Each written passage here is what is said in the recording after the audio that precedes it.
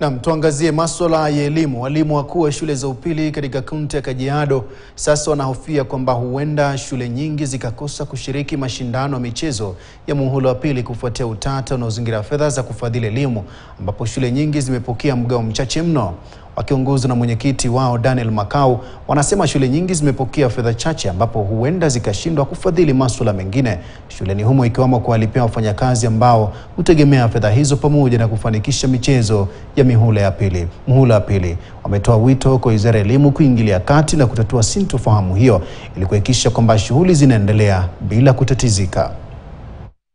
Ama awamu ya pili ya michezo katika taamu hii ama muhula wa pili inaanza majuma mawili yanayokuja. Na ni kwamba tuna changamoto kwa sababu fedha zinazohitajika zilipaswa kuja kupitia kwa awamu ya FSC ya muhula huu ambayo ilifika wiki jana. Jambo lilopo ni kwamba pesa zinapopungua kutoka shuleni, michezo inabakia ile ile. Matumizi ya michezo haipungui na pesa zimepungua.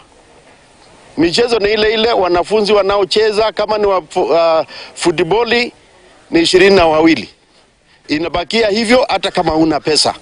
Kwa hivyo imekuwa wakati mgumu kwa walimu wakuu kuweza kuandaa michezo. Na kama serikali itaweza kutuma pesa hasa kwa wale officers on the ground iweze kutusaidia, itakuwa ngumu kuweza kukimu mahitaji ya michezo muhula huu wa pili. Tuna matumaini kwamba tutapata ripoti nzuri kutoka kwa wakuu wetu kwamba pesa zitaingia na tutaweza kukamilisha michezo ya muhula huu wa pili. Na tusalie